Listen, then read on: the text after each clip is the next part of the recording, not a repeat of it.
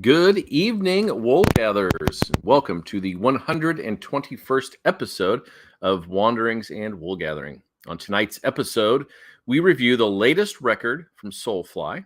It's their 12th studio album called Totem.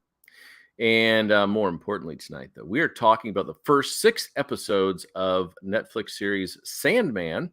And that will lead us into our discussion of issue 13, which is where we're at in our read weekly. And those dovetail nicely. So it's going to be really nice for us to do that tonight. If you like what you see and hear tonight, subscribe and leave a comment. Feel free to share with your friends. And joining me for all of the fun we're about to have is none other than Metalhead Monday. Step inside into his mind. It's boy band time. It's Metalhead Monday. Hello. Every time you show that picture, I miss those guys so much. I need to get a hold of them, get together again.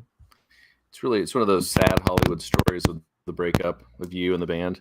And then we'll talk about it at some point when it doesn't hurt so much anymore. Yeah. I will never tire of that song, by the way. But we really need Joe Rife back on the show because I need the El Rey theme song more than you. I'm going to just play it for you next time. Let's say we can play it anytime you want, I guess. It just might be a little weird. It'd be a lot weird. But sometimes it's an earworm. It'll get in there on you. So, hey, well, let's get started because we've got a lot of comic and music goodness tonight. And you had a special weekend. So I'm going to remove me from the scene and put this up here so it's bigger. Here we go. Yeah, so I am a huge fan of the artist Bill Sienkiewicz. I found his work when I was a kid, and he's been my favorite since then, forever, for probably, it's going on close to 40 years now, 35, 40 years. So there was an art gallery at I can't ever remember the name. It's the Dunn Museum. It is in Libertyville, Illinois, which is, I saw it was coming, and it's like 3.5 hours away. It's up just a hair past Chicago. So I was like, that's close enough. I really want to go to that. And then I'm glad I didn't just go, because then I found out on August 13th, Bill was going to be there to do a signing and whatever. So I'm like, we're definitely going to that. So I told my wife I wanted to do that. And she is like our, planner, researcher. She maps everything out and gets us where we need to go and figures out all the logistics. And she did that. And that's where we went Saturday. So we actually went to Libertyville Friday night, spent the night, and got up Saturday morning and went. And I'm glad we did that because there was a pretty good line. And we got there, there was already a line, and then there was a even bigger line behind us. So, they opened the doors, we went in, paid our admission, and I bought his art book there, which I believe, I have it right here, but we have a slide of it too. So, but I have it right here. It's called Bill Sienkiewicz Revolution. So I bought that, and he was signing like 3 books per person, or 3 items per person. And so I was taking 3. I took 5 because I told Lacey she was going to get 3 signed for me. So I took 5 books, and I wanted to buy his book there. So that's what I did. And it is a gorgeous book, and it was fairly underpriced, I feel like. It's a huge coffee table book, and it was only like $50. So so that, if you go back to that first slide you had with the little swag pack there. So this was when we paid our admission, they gave us this, it came in this little envelope, and there was They actually gave us more bookmarks, but there was one of these bookmarks was in the envelope. So that's each side of the bookmark and the little button. And that is the Electra thing that's a little sticker. So a little swag pack, nothing too fancy. Oh, you got to like a swag pack. Yeah, it was pretty cool. For people out there who aren't really familiar with him, he's kind of an artist. Everybody loves him, and they appreciate what he does, and he's so unique. There just isn't anybody else like him, which makes him truly unique. If you think about most comic book art, like if you're not a comic book fan, if you think about what comic book art looks like to you, that is not Bill Sienkiewicz. His style is very sketchy. Lots of extra lines, lots of craziness. I think I described it on one of his posts. Like I said this and he liked it and agreed with it. It's his style is it looks so loose and sketchy, but perfect. Like he does these portraits of people. They're amazing. It looks like a photograph that then an artist like drew over or something, like, but his style is it's loose, but it's just perfect. Yeah. Every time a celebrity would pass or a comics person would pass, he would do artwork for them, and he posted them. If you follow him on Twitter, he always had those up the day of. So not only was it beautiful and perfect, it was fast. Yes. Yeah. He still does those. I see him on like Facebook and Instagram, but yeah. All right, let's go to the next one. Ready? Yep. So this is Stray Toasters number 4. And I picked number 4. A lot of people are like, why wouldn't you take the first issue? Well, number 4 was, this picture doesn't really do it justice because of the lighting and stuff, but it's all black. It's like black on black, except for the trade dress there at the top. So I'm like, I know that he likes to sign stuff with a paint marker. So I'm like, if I take this black cover in there, he's going to do something cool on it. And he did. He used his little white paint marker. And so I knew he would. So Stray Toasters was a book. It was like a 4-issue. I think each issue was like 48 or 64 pages. I don't remember, but it's a series. It's all him, written by him, art by him. It's way out there. It's super weird. So next, so this is Dune. This is the picture. I didn't get the full cover in here. Get the important part. Yeah. So back when the what's his name? Lynch, the David Lynch movie, when it came out, Marvel did a 3-issue adaptation of it, and Sienkiewicz did all of the art, covers and interiors. So I took the first issue and he signed it for me. So, and that's a perfect example right there. You see Kyle MacLachlan's face. I mean, that likeness is spot on. But like the style is it's all sketchy and flowy, but that's Kyle MacLachlan all day. Yeah, it's that photo representation, but done with his style. Yeah. All right. Ooh, I love this cover. Of the ones you've got, this is my favorite. So this is actually DC has started doing their black label. This is one of the oversized. It's like a magazine size miniseries. This is the first issue. It's called The Question: The Deaths of Vic Sage. This is the first issue, and this is actually, the art is penciled by Dennis Cohen or Cowan. I don't know how you say his name. And Sienkiewicz inked it. So Sienkiewicz comes in. I mean, Dennis Cowan, his style anyway is pretty loose and sketchy, but him and Sienkiewicz have always been amazing together, and their history with this character is very cool. The Question had a series in the 80s that was, I think it ran, I want to say it was like 37 issues, or I don't know, somewhere around there. I don't remember, but written by the legendary Dennis O'Neil. But Dennis Cowan was the artist, the interior artist on most of it. But him and Sienkiewicz did all of the covers, every single cover for that series. So they have a lot of history together. They've been, friends and colleagues for a long time, and they did the covers and interiors on this 4-issue series. So that's an oversized book. So that, that signature is huge. It's beautiful.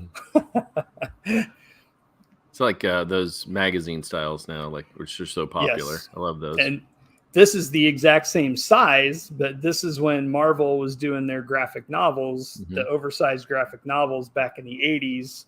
So this is the Daredevil Love and War. And this is, again, Sienkiewicz did the cover and he did all of the interior artwork. And it is just absolutely gorgeous. Yeah. The inside is bonkers. Yes, you see that cover, like it's that the interiors are that, times 10. So it's really, really beautiful book. So I would agree. Yeah. And that's his book that I got.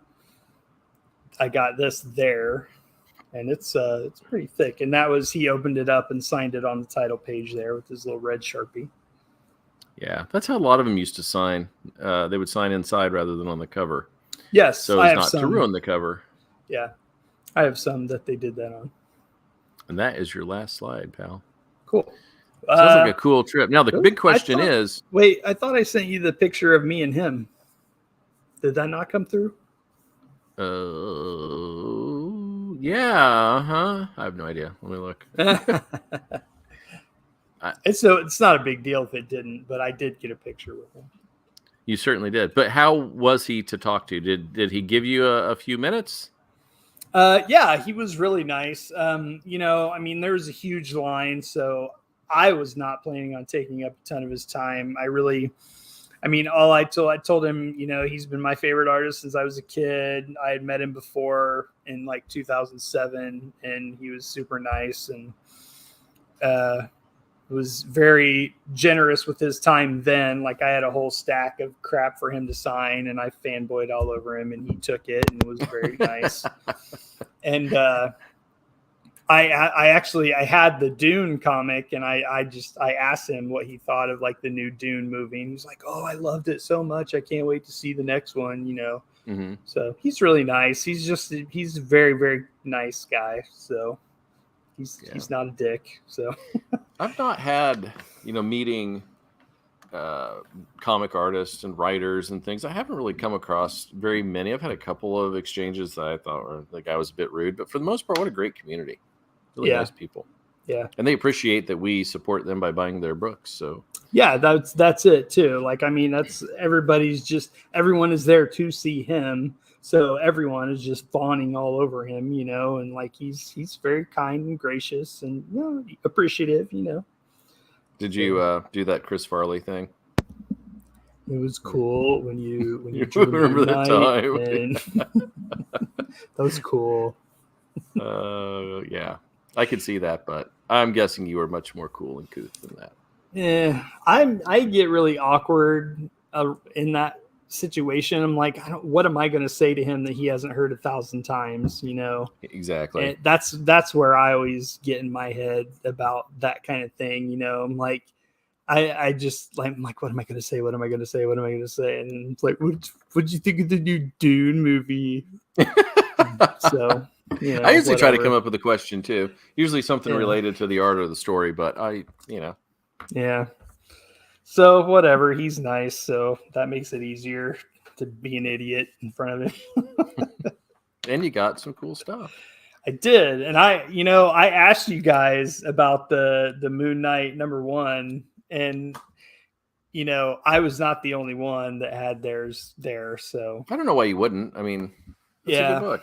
But it's I don't know. It's kind of a key book right now anyway, and I'm like, should I have him sign it? And who I don't cares? know. It's one of those things.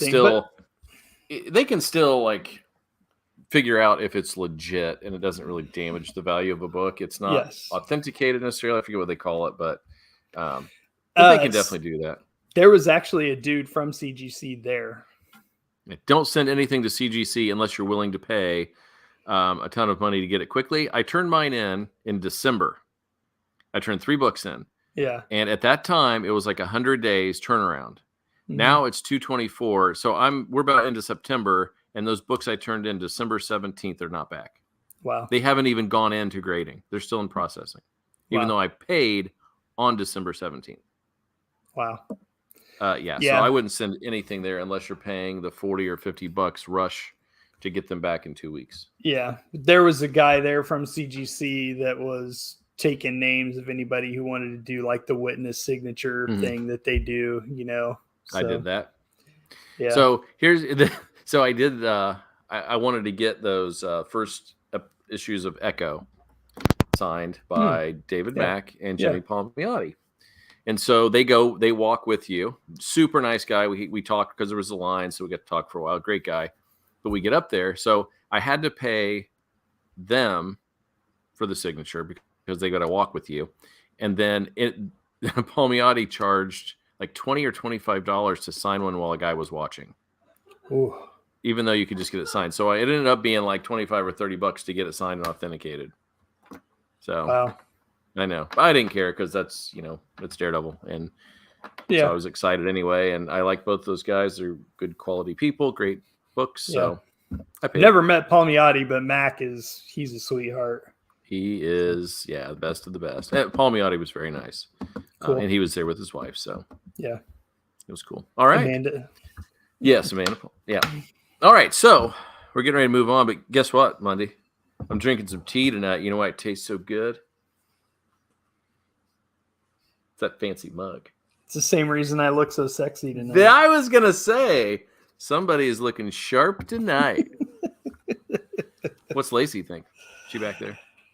No, she went down the hall to watch something and try to keep the cat out of here. So gotcha. Hey, we're getting ready to talk about Sandman, but you let me borrow this gem while I was on. I had a work session for 3 days where I had to go get some training, and this book, Mezzo. Wow, it was really good. It's so good. What a beautiful book. The art was fantastic. Story was great, and I know that the second series is out right now, so I can't wait. And then you've got some news about that too. Awesome. So the second series is he's actually doing singles. Tyler Chintanner is the writer, and he's one of the founders of A Wave Blue World, which is the company that publishes that particular book and many other quality books. We've had him on before. And I just shot him a message and I'm like, hey man, I'm loving the new Mezzo sequel. And he said, he was like, oh, thanks. I really appreciate that and whatever. And I just kind of asked him if he would be interested in coming back on to talk about it or talk about anything else, if he had anything else coming up. And he said, so I think issue 4 is out right now. Issue 5 will be the last one. And he said between the time that comes out and there's like a month or month and a half before the trade comes out. So somewhere in there, he said he would love to come on and, kind of pimp the trade and whatever. So I think we're going to try to have Tyler back on to talk about that and see what's up with the Wave Blue World, what he's excited about. Yeah. It's in the trade, which is a nice size. It's only $17. And you support indie, good people. It is so worth it. But just look at that art. It's fantastic. It's really gorgeous. It feels historical. Yes. Very cool. Very Aztec Mayan kind of feel to it. All right. Now, you know what? I didn't take one note over Sandman, but I got it all. I didn't either. Got it all right there. Now, we could have done the whole thing, but I'm lame and I was too busy to get them all in. But we did get through 6, and there's a lot that was accomplished in 6 episodes. Yes. And so far, the people I've talked to that have seen it all have loved it, whether they have read it or not. So that's always a good sign, because you never know if you don't have context to what's going on, if you're really going to like it. But Yeah. most of the people I watched it with have never read even an issue, and they liked it. Yeah. There's a lot going on, so I hope people are digging it, because, I mean, it's a dense show just like the book. And I actually talked to, so on Monday mornings, the area of town I'm in, I'm actually by a local convenience store, and I stop in there and get a drink and whatever. And my son works there. And one of the guys he's always there on Monday mornings when I'm there, he likes to talk to me about all the comic book movies and pop culture stuff and whatever. And he keeps trying to get me to watch anime, and I'm like, probably not going to happen. You should. Couple anyway. He keeps talking about One Piece, and he's like, it's the best show ever. And yeah. Do you have like 1,200 episodes in you? Probably not. So, but we were talking this morning, and he said he tried to start Sandman. He put it on while he was like eating dinner or something, and he was like, I had to turn it off. He Really? said, yeah, he was like, I could tell there's a lot going on, and I need to watch it when I can like really pay attention. I said, yeah, that would probably be a good idea. So he was like, I'm going to get to it. But so the anime that I've watched and enjoy, I mean, so like mangas in general are just a very much more visual experience. It moves way more quickly, and it relies on like hitting emotional beats really well, but it doesn't feel as dense as what's going on in Sandman. So I kind of get that comment from him. Yeah. But I would say, just out of the gate, it was pretty faithful. In some cases, almost identical. But there were some changes that I don't think had any bearing on changing the tone or anything essential to the story. Would you agree with that? Absolutely. I did not bump into any of the casting choices. I thought everyone was wonderful. I was not so sure. My biggest reservation going into it was Gwendolyn as Lucifer. And she was wonderful.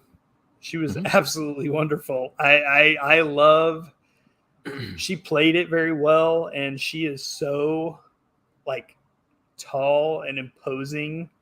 And that I think really helped. And I was listening to somebody talk about it. I think it was Neil, actually. He was on WTF with Mark Maron a couple weeks ago. If you've not heard it, listen to it. It's fantastic. But he was talking about her, and he said she's like 6'3", so she's already taller than most of the people in the cast. And then they put the wings on her, and she's like 7'6", and he said she's just amazing and carried that very well. And she did. She really did. But yeah, I thought, all of the casting for me, pretty good. Boyd Holbrook is, good Lord, he is outstanding. He is perfection as the Corinthian. So good. Yeah, we'll talk about him in a second, because that was one of the changes or increase, I guess, yes, in a role. Yes. But just to kind of finalize the stuff with Lucifer. So the thing I loved, she's imposing, she's big, but the thing I loved is there's like this friendly tone, but it could turn, and she just was sinister on the spot.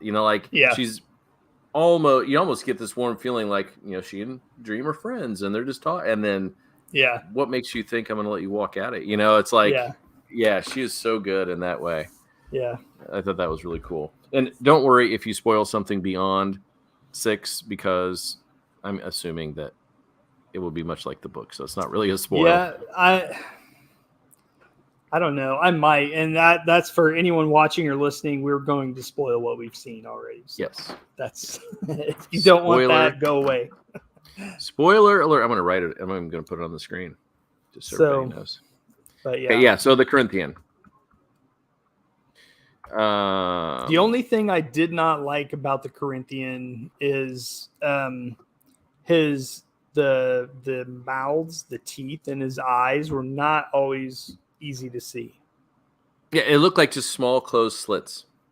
Yeah, it was hard to see that sometimes. I got a pretty big TV too, so yeah, I got a 75-incher, and I did not. Yeah. But and he was in it a lot more than he was in the book. Came into the story, episode 1, right? Yeah. So it's for people who haven't read the book. That's expanded. He was not there in the beginning of that, and he didn't do all the things. We get just kind of glimpses of him in the comics. So and you don't even see, like, sometimes you just see his hands or him, the eyeballs, and you hear the crunch, and you know what's going on, but it's not shown to you. So you get it more explicitly in the TV show, and I think it maybe just added a little bit to the Corinthian and gave him a little panache and a little bit of danger. And I feel like with what we saw in the books, it would be hard to pull that off as it is in the books. I think you need for that character to be what they want him to be and mean what they want him to mean, and have that, scary, intimidating feel, the sinister feel. They had to do what they did in the show. Like you have to expand on that and really show who and what he is. What a nightmare. Yes, he is. Yeah. And it's interesting. He cowers before Dream, and was going to be wiped out, quite literally, before he's zapped away.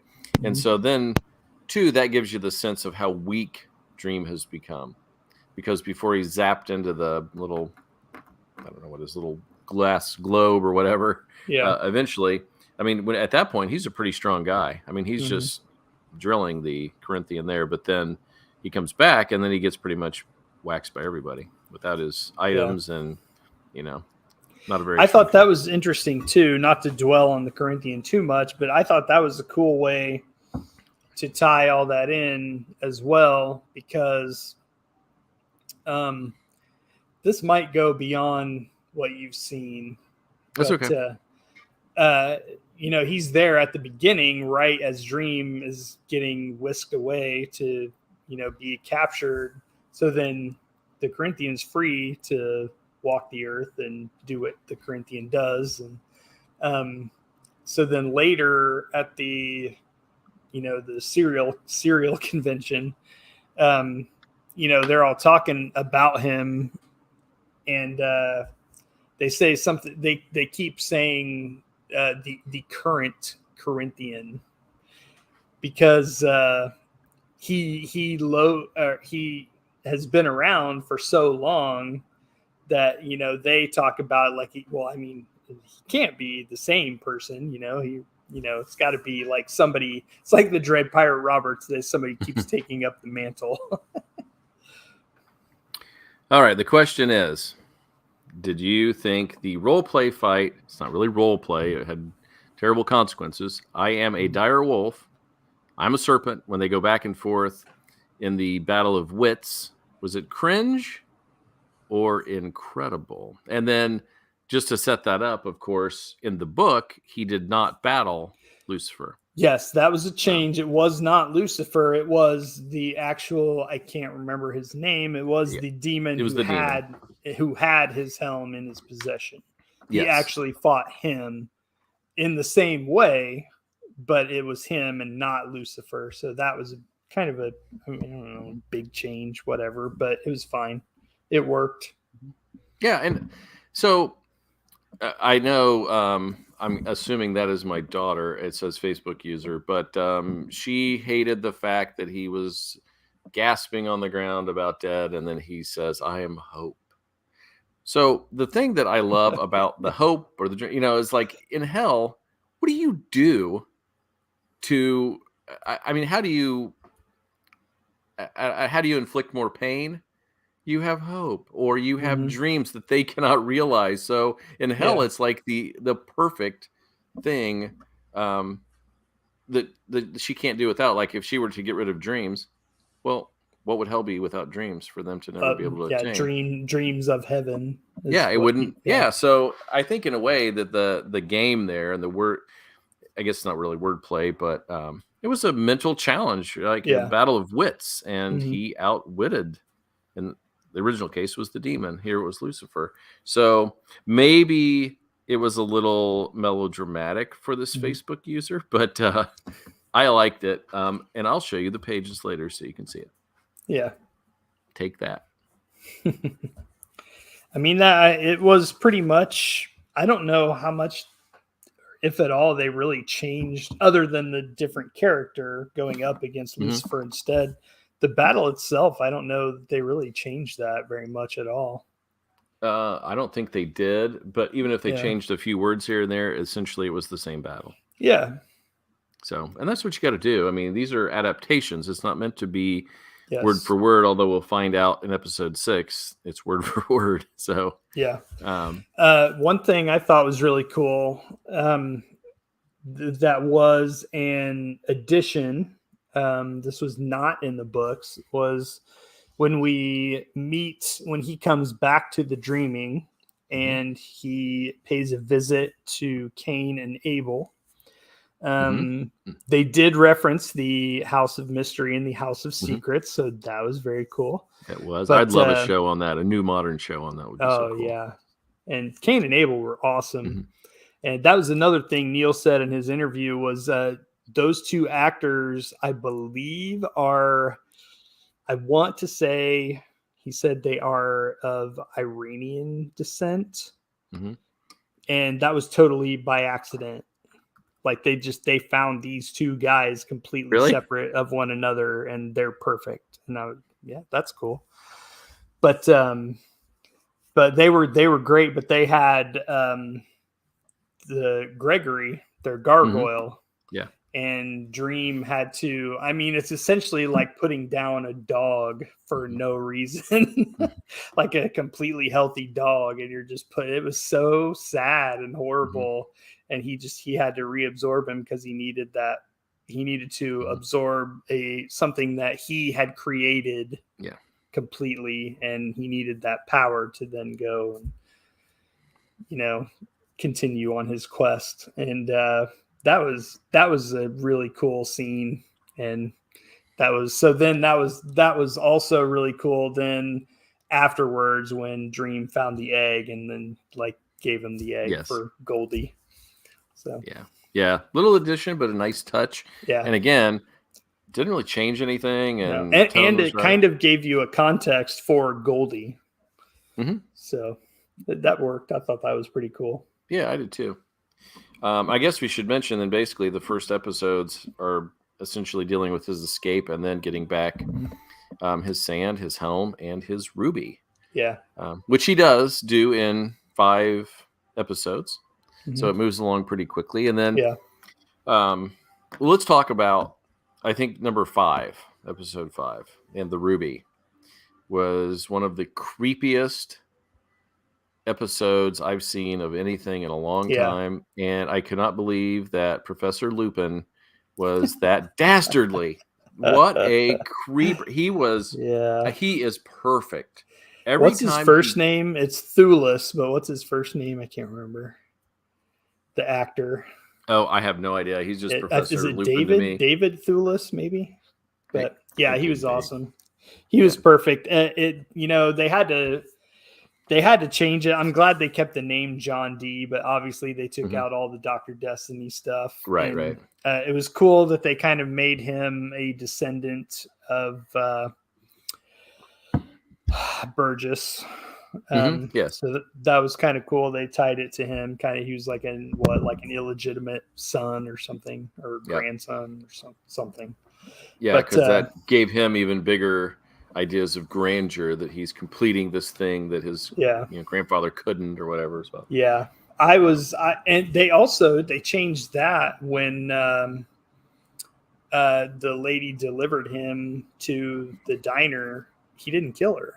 Yes, I was so ready. I was like, huh, and I don't know why they did that. that first they gave her a dog, and then he didn't kill her. So I'm not sure why they did that, because I feel like that would have 100% set up the diner scene. Because episode. she betrayed him. Yeah. And so instantly I was thinking, oh, okay, this is setting up the end of this perfectly. Yeah. Because when you're reading the book, you get this feeling he's so kind and nice to her, and then just out of the blue, blam, yes, he just kills her. And that totally would have been in character for him to carry into the diner episode. So instead, he gives her that amulet that's going to keep her safe. That was. Yeah. Did it ruin anything? No, but I felt like it was an odd choice. I butted up against that a little bit, but I mean, ultimately it didn't matter. But I am curious if that amulet's going to come into play somewhere else. But right. Now, but, see, for him, as a character, for me, what I love about him is his delivery and his sincerity. You can almost believe what he's saying about people lying and all this kind of stuff. But then you just realize, oh God, this guy's batshit crazy, Yes. But he walks that line so well that he might have been my favorite character in the whole thing. Yeah, just so good. I like how they played his mother as well. There was some pretty big changes there. But it worked. It totally worked. Made perfect sense. There wasn't anything that was like, what is going on here? Like, it absolutely worked. And I thought it was cool that, I mean, that's his mother, and they look pretty close to the same age. And, like whatever she was doing obviously slowed her aging process down and whatever. But, I thought that was cool. That was a decent change. Yeah, it was the amulet that was keeping her young, I think, wasn't it? I think so. Yeah. I'm pretty sure that's what it was. And then he gives that to him, and then instantly she just withers away. Right. Yes. Yeah. But yeah, again, there was no emotional beat that was missed. It didn't change the story any. It just got him on his way. Now he was, indestructible, so to speak, and he could get out and go do. And the diner scene, once the characters start going, brutal. And it was brutal in the book. So I was kind of curious, are they going to really go that far? And they did. Yeah, I was very curious how they were going to pull that off as well. And it was not exactly the same, but very much the same tone and feel. Yeah, an outcome. Yes. Yeah. Do not let your kids watch that. That is one ugly scene. Yeah. So, okay. So then we've got the ruby there, the sand. What'd you think? Getting sand back.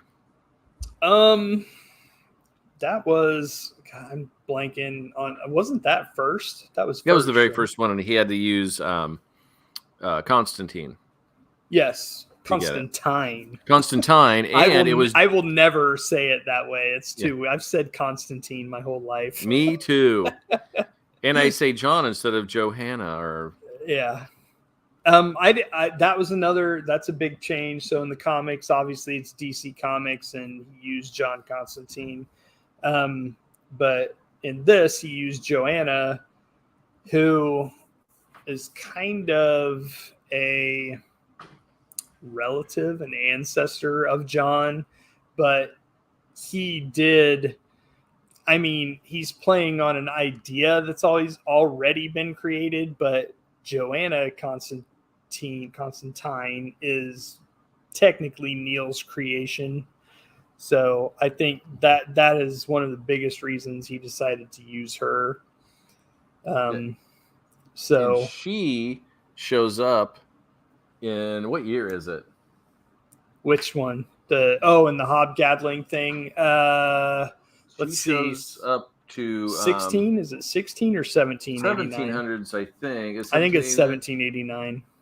Yes, it is, and that's where she shows up to. She's figured it out. Yes, and all that. Yes. Larry. There you have it. I can only assume that's a reference to the legendary comedian Larry Miller, but I don't remember that joke. Me neither. I wonder if that's Paul. Paul likes Larry. him and I, we used to watch Larry Miller. Yeah, he's good. But, So the sand, when he gets that back and everything, it does have a sad ending to that one as well. But then it shows his softer side when he lets her go peacefully to sleep. That was very similar to the comic, actually. That part, switching out Joanna for John aside, that was very similar to the book. It was very cool, very well done. Paul, that's me. So the sand was very close. We just talked about the helm a minute ago with the game in hell, and then the ruby. So John D destroys everyone in this diner, and Dream shows up. And to face him on equal ground or to get the advantage, he takes him to the Dreaming because he could not beat him in our world. He's not strong enough. So that brings up an epic showdown, which I thought was really cool, and just like the book as well. Yeah. And I love the ending of that where, John D has lost and he's waiting for Dream. He's like, why are you letting me go? Why are you letting me live? Why would you not destroy me after what I've done? And he tells him, he said, well, you destroyed the ruby and that freed me. That freed my power. It freed me. And so I never would have thought of that. So and he knew too that the ruby had dictated his actions because the ruby corrupts whoever has it for too long. So in essence, it wasn't totally his fault. So he lets him off the hook and he just puts him to sleep. Yeah. Probably forever. Yeah. So which is that better than death? I don't know. Who knows? I don't know, unless you're peacefully sleeping. Okay, so that one ends and we get to episode 6, which is a beautiful episode. It was the one I was waiting for because I had heard the sound of her wings, and we meet Death for the first time. And things don't go well if you like soccer, and or if you play a violin, or But it's cool because it was really poignant in the story, just because he's found all his things. Like his journey to this point is now over. Right. So what now? What do I do? Right. And then that's Dream steps in to then point him in the right direction. Death. Death does that for Dream. This is hard when they don't have names. Wait till Desire comes in, and which they do. Oh yes, very much so. And again, perfect casting. Yes. I can't remember their last name. It's Mason something. For Desire? Yes. Okay. I thought you were talking about Death or from it. Because when you said that, when Death was announced, there were so many people losing their shit over it. Mm-hmm. She's perfect. Yeah. Absolutely perfect in that role. She was wonderful. Oh my God. She was absolutely wonderful. I mean, I don't understand the problem. Like, I don't, if you're just saying like, oh, they cast a black person, why, blah, blah, blah, blah.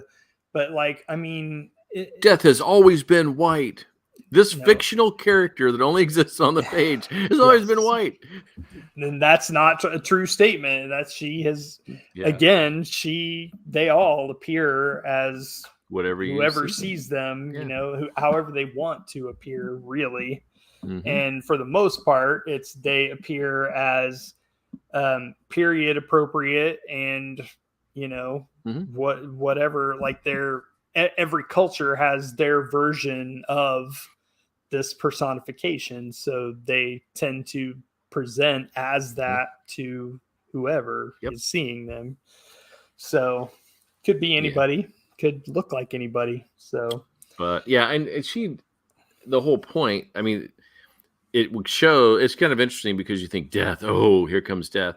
But it just shows you how comforting Death is to those who are about to die. She gently, nicely takes them on to wherever the next place is.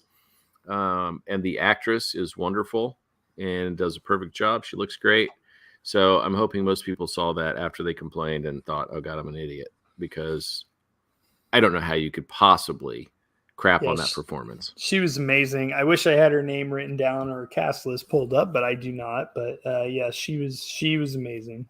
I have zero complaints. I actually sitting there watching that episode, I was tearing up just because she is like one of my favorite characters ever, and I'm like, oh my God, this is like real. This is really happening.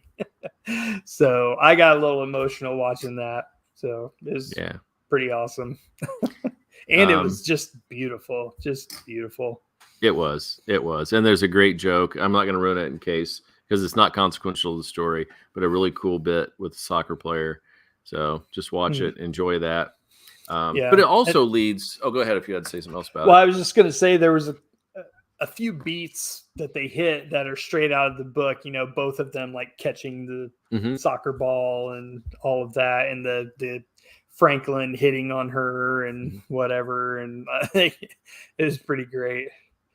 Yeah, they definitely kept to a lot of that. But I think what's so cool is, you know, you've got death and all this, and it leads right into issue 13, which is seemingly a one-off in the story, but it ties so neatly together. And as we were talking before the show, it is essentially word for word. I could not believe it. I was reading before we got on, and it's been a long time since I read it. And I'm like, oh my God, this is exactly. I mean, I couldn't really. I don't remember anything that wasn't word for word. I mean, even like the word balloons that show like the background conversation in the pub, and I mean, you even heard that in the show. It was amazing how they were able to pull that off. Very, very cool. Yeah, and just think too how many period pieces they went through for what, 20 minutes of show? Yeah, probably. And they went through, they start off in the 1400s? I think it was 1489. 1489, and then they go all the way up to, and it was great when they hit 1989, and you've got the music. I forget what song it was now. Dang it. Yeah, I don't remember. And he's got the cell phone that's the block. The brick, yeah. He sets it down on the bar. Yeah. But yeah, so it was very cool. Just to think all of the detail that they put into just a short period of time on the screen. Yeah, and it was pretty great. And sticking to all those words. And I'm glad they did, because, you know, Gaiman knows what he's doing when he writes a little dialogue, and it was perfect. So what's funny about that is you said 20 minutes of show, and I mean, really, if you read that comic, it is dialogue heavy. That issue 13 of Sandman is dialogue heavy, and it takes, you know, about that long to read the comic. I mean, just picture perfect adaptation for I can't say enough good things about it. And the guy that plays Hob was great. He was. And, I guess we should say the whole point here is the guy said he's not going to die. People are suckers who just accept death. He's not going to do it. And Dream goes over, and he and Death basically grant him the ability to continue living. So the way they tied it in, like they did the Sound of Her Wings in the first half of this episode, and the way they tied it in, did they walk by the place or something? He ends up standing there. And she says something like, I think she asks him about Hob or something. He said something about, you know, he missed their last appointment. Yes, and it segues right in to them going in the first time all those years ago. Yes. But the interesting thing is Dream thinks, oh, he's not going to want to keep living. You have enough of this life, and you are going to want to die. But what happens is the guy, whether he becomes rich or he loses everything and is poor, he just wants to continue living. He loves it.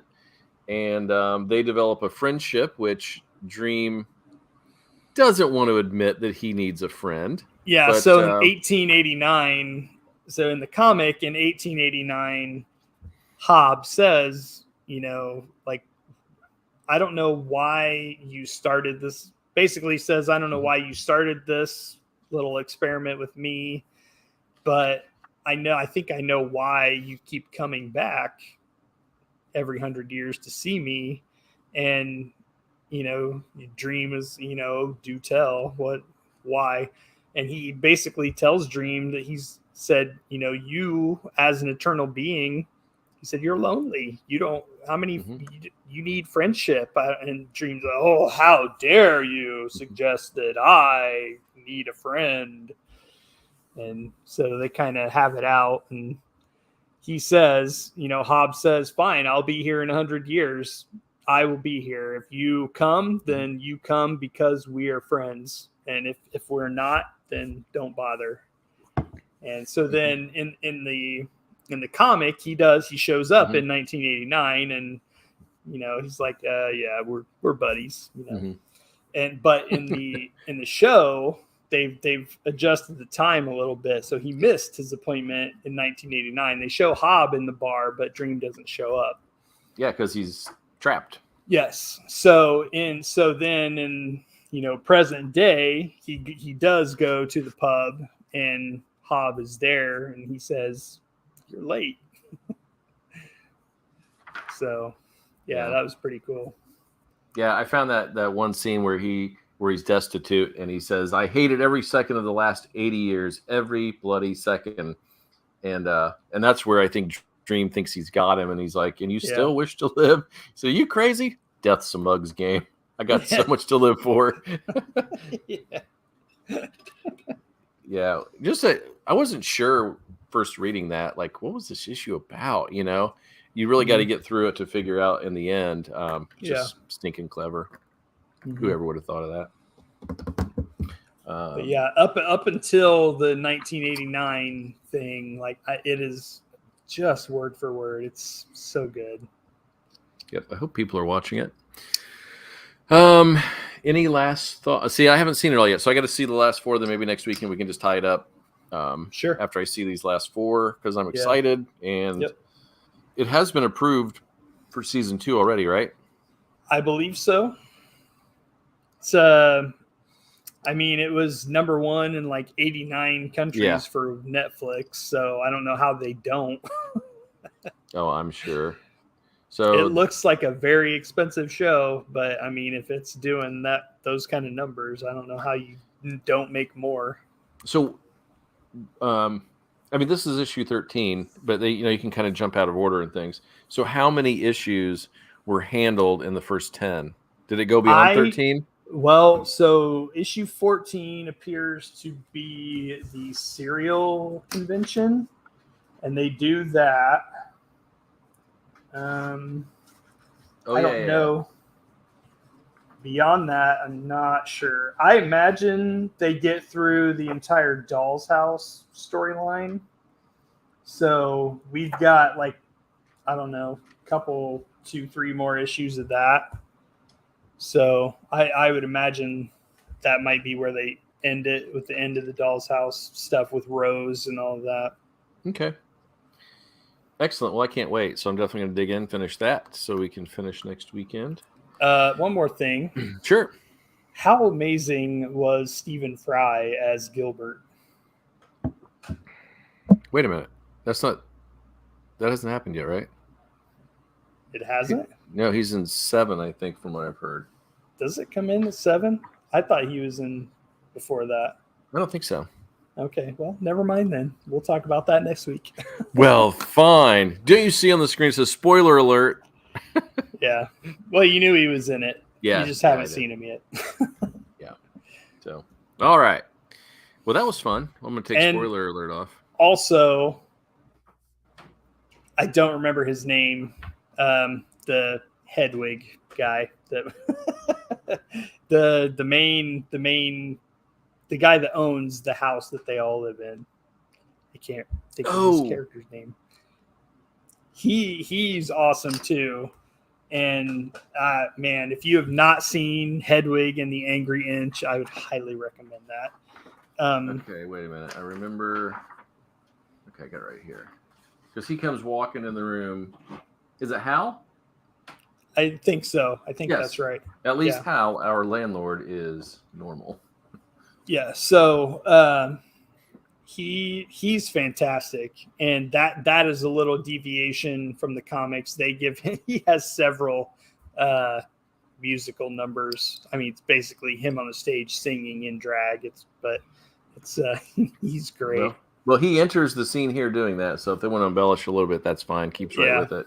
It's pretty good, and they use it very well. They use it as kind of not necessarily exposition, but they use it to further the story a bit. So okay, is the Cure poster on the wall? I'm going to be angry if it's not. I don't remember seeing that.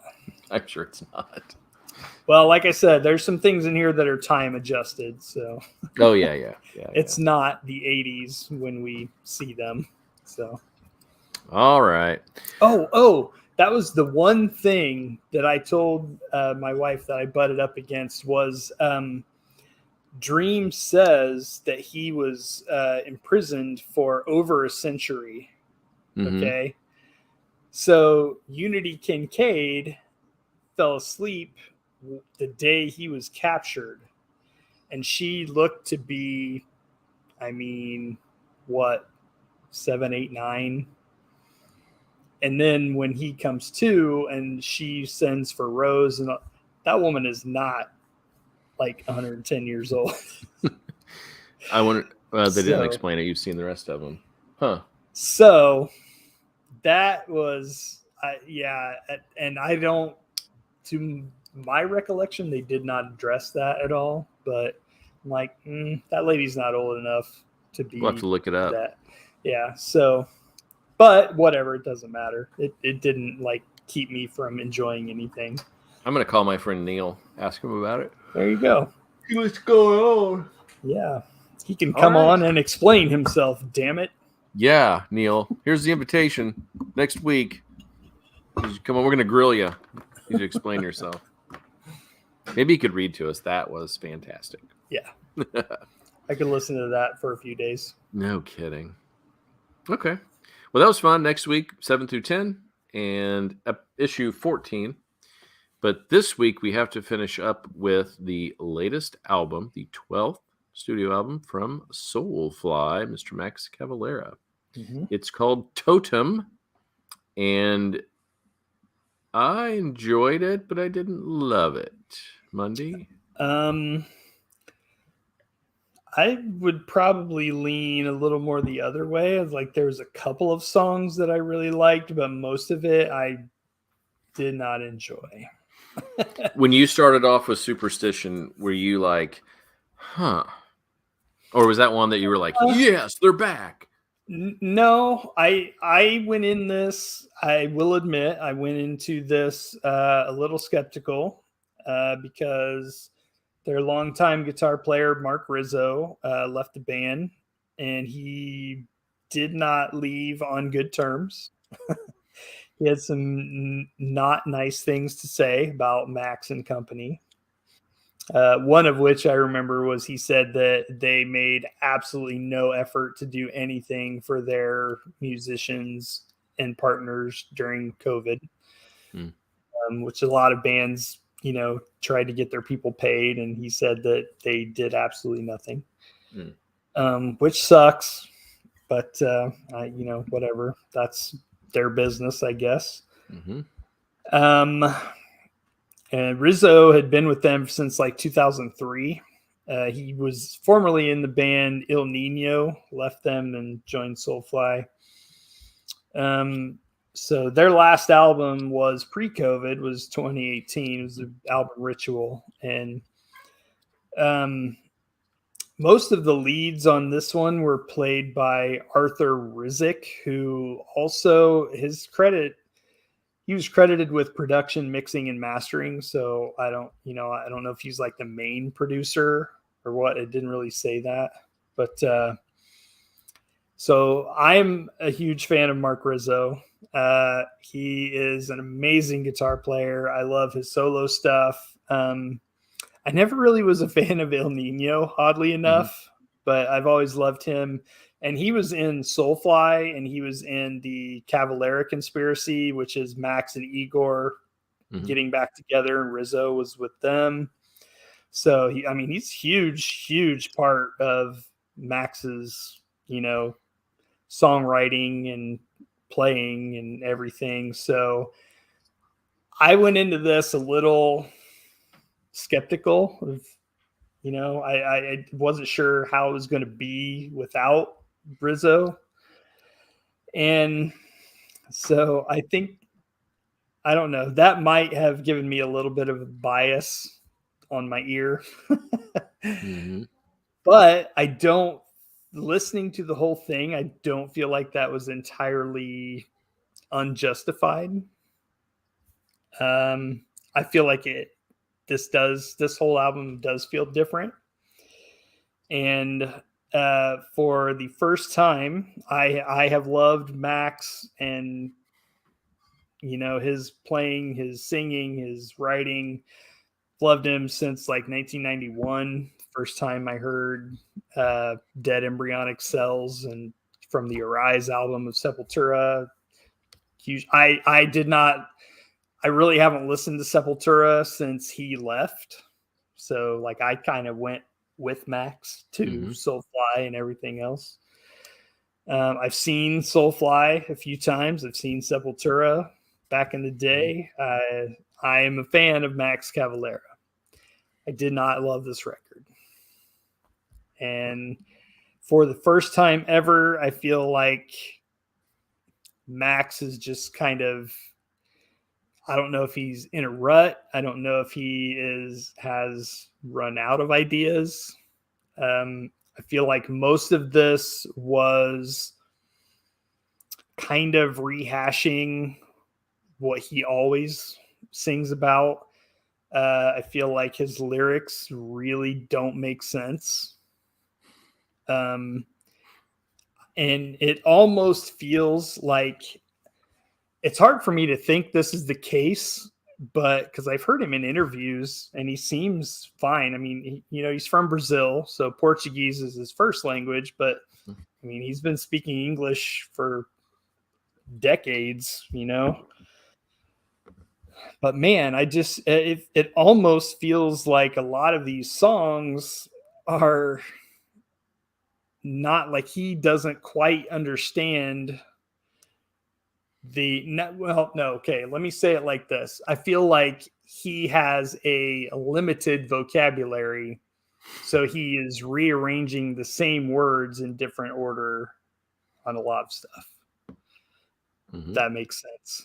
Yeah. Okay. That explanation makes sense. What I felt like is, how you want songs to be loose enough that anybody can interpret the lyrics to fit where they are in their lives? Sure. I feel like these are so vague and just destructive terms that there just isn't anything to grab onto. They almost are just there for feeling, like, oh, here's anger, and we've got a few phrases about it and we're supposed to be angry. And, but when it came to that, I couldn't connect.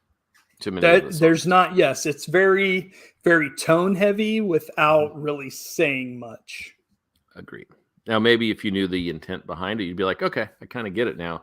But I just think in a good song, you should be able to take something away from it. Yeah. And we might take two different things away from it. Yeah. But that's what's great about music or poetry, Yeah. So I will say there were some things that I did enjoy. Superstition, you mentioned that before. I do think that's kind of, it's a solid opener. It sounds like Soulfly, but it's not anything I'm going to go back to a lot, but it's a solid opener. It definitely sets the tone, I think. It does, but it just, for me, when I first heard that, I was like, okay, here we go. It's just going to be the same thing. Yeah. I did like Scouring the Vial. That was one of my highlights. Yep. One of the things I love about that is Donald Tardy from Obituary on guest vocals. So him and Max trading off is fantastic. You listen to Obituary, I feel like you either love them or you don't. And again, I've been listening to them since like 91, 92, around in there somewhere. and they're like a legendary Florida death metal band. And Donald Tardy sounds like Donald Tardy. Like nobody sounds like him. He doesn't sound like anybody else. And him being on this song, I think, is what bumped it up to a highlight track for me. Yeah, I just felt like it sounded different too. It had some breaks, and I liked it. I thought, and the vocals changed. Sometimes I think Max gets in a rut, and it's just like the same. You just feel like, oh, there should be a change here. The speed or the cadence or something ought to be a little different. It just seems a little straightforward, but I felt like this one didn't do that, and I liked that quite a bit. My next favorite song, actually probably my favorite song on the record, was The Damage Done. Same. Because it had some super chugging going on, and then it had some really nice riffs going on. That's exactly what I said. It was awesome one-note chug at the beginning. Just that one. It was fantastic. Hitting that low string over and over, and just a good chug, and then it just slips into a real solid groove. That is so funny.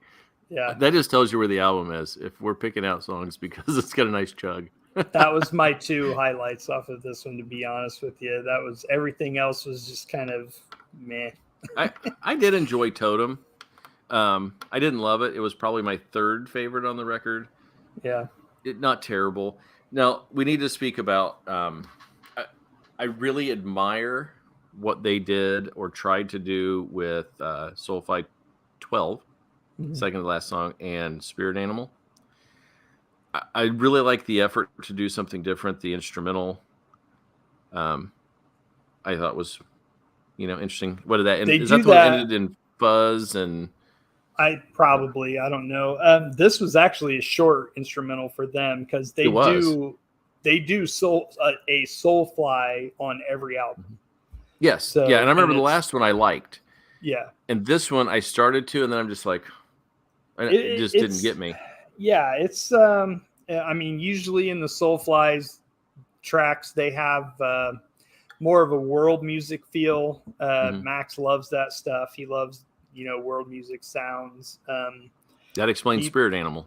He loves traditional Brazilian instruments. I mean, he was using that stuff way back in Sepultura even. So he kind of expanded the world music stuff when he started Soulfly and all of that. And on these instrumental tracks, they're kind of all over the place. Most of them are longer than this one. I don't know why they decided to do this one. Was it even 3 minutes? If that. It was really short. But most of them are pretty long and drawn out, and they kind of go all over the place, and they get trippy and whatever. But this was, it was a little different. Same but different. Yeah. Okay, here it is. Let's see. It's 2:34. Yeah, I was going to say 2:45. So. And then Spirit Animal. When you talk about like trying to bring in the world music, I'd like to see him incorporate it some way with the heavy. This one almost felt like two songs. There's like a strange break in the middle, and then the singing. To me, it was like great effort. I'm not feeling it. It just does not fit with this record. So, these are my notes for Spirit Animal. I said there's a 45-second intro that is absolutely unnecessary. They did not need to do that. It's just like build up and doesn't need to be there. There's solid riffs, weird gibberish lyrics. I don't know what was going on there. And it's like the song doesn't actually start until the 3:17 mark. Then we get like a real song. And there were some pretty cool guest vocals from technically Max's stepson. I think he adopted him maybe somewhere along the way, but it's Richie Cavalera, who I've actually met and talked to and seen play live. He's pretty cool. But he has a band called Insight, and they're pretty heavy, kind of thrashy. But I said the last couple of minutes, it's almost like a bonus track. It's a hidden track that comes different song. It goes like full reggae or something. I fit it in with the heavy. Find a clever way to throw that in. I know I haven't talked about Rush for a while, but they did get reggae into their songs, and it still sounded like Rush. It didn't sound like some funky other thing that you're like, who the hell's this? You know? Yeah. So I think they could have done better as far as that goes. I just felt like, and we talk about, the opener, it sounded like Soulfly. The closer, was it a good closer? No. Yeah. Finished with Soulfly 12. At least that one matches, the other albums, even though I didn't really like it. Spirit Animal is just odd. Yeah.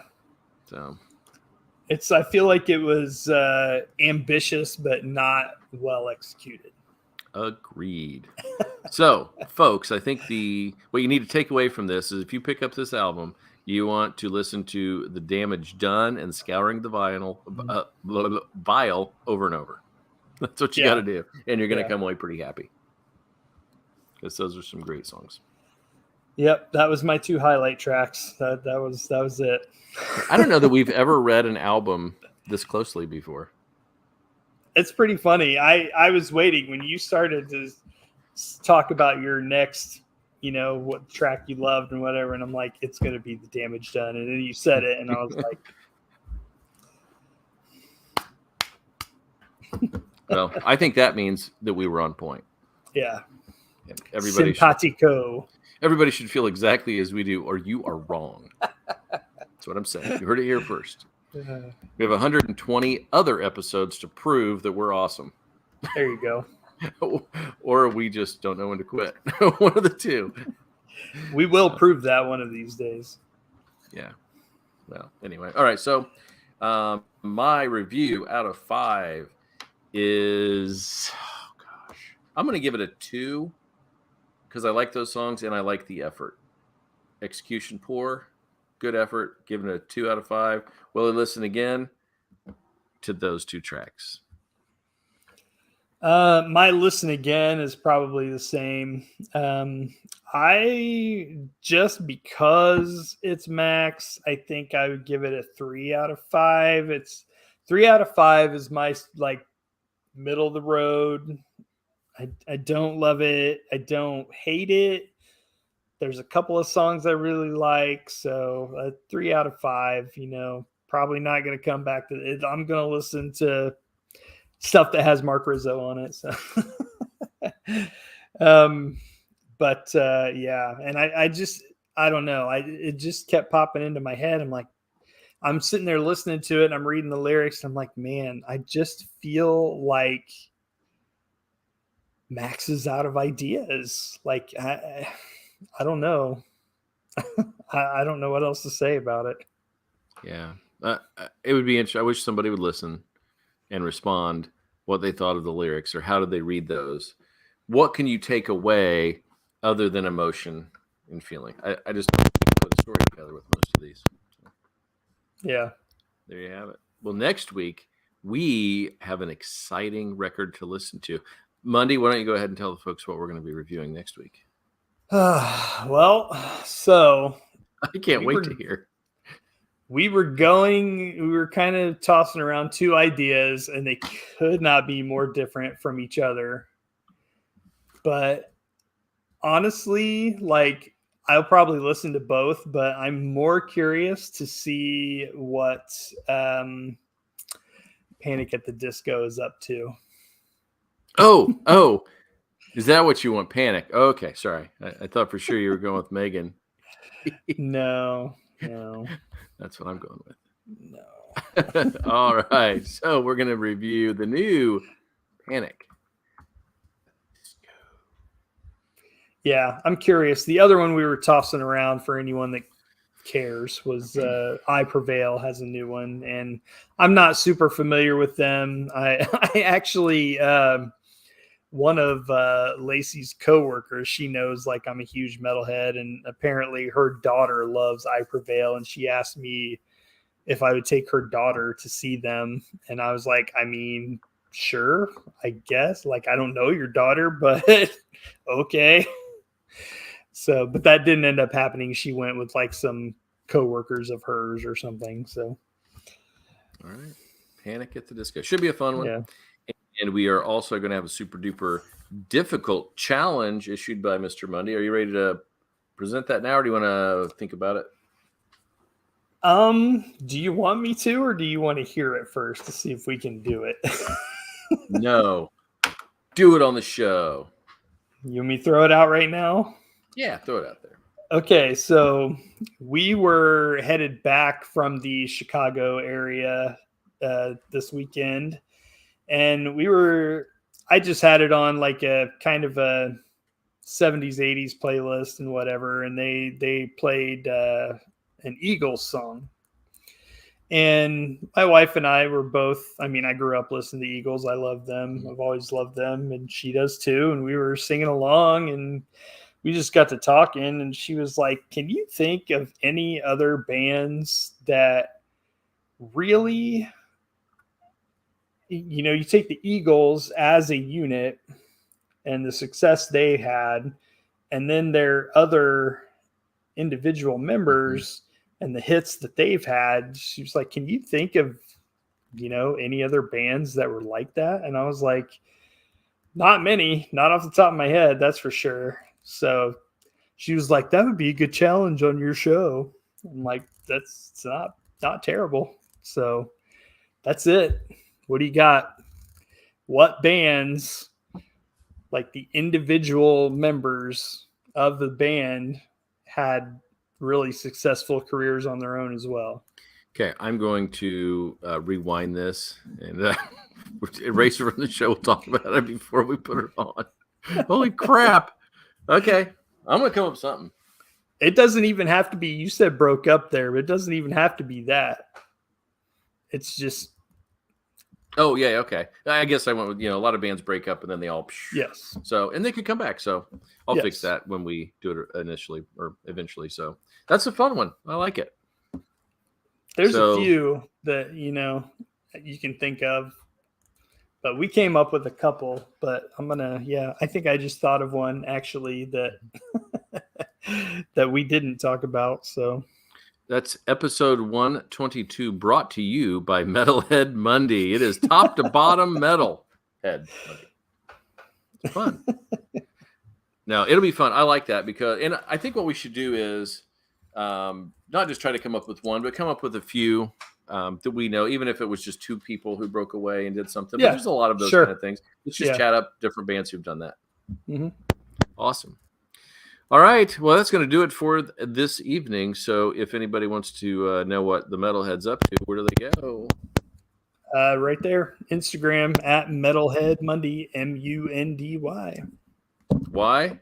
Because we like him. And you can find JPP at the Phoenix Supernova on Instagram. He will be back at some point. We are hoping. We miss JPP.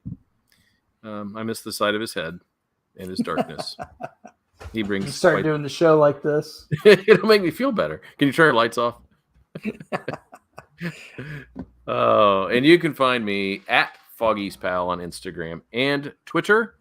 And you can find Wanderings and Wool Gathering on YouTube, Apple Music, Spotify, Stitcher, Castbox, and SoundCloud. And you can find album, movie, TV, and comics reviews at wanderingsandwoolgathering.com. See you next week for Panic at the Disco, bands that are very good individually, and and issue 14 of the Sandman. And, oh my God, this show is going to be huge. It's going to be 2 hours, everybody. It's going to be a spectacular. That's what we're going to call it, because we're going to talk about the last 4 episodes of the show as well. So, big show next week. Until then, we will see you on Twitter and Instagram. Bye now.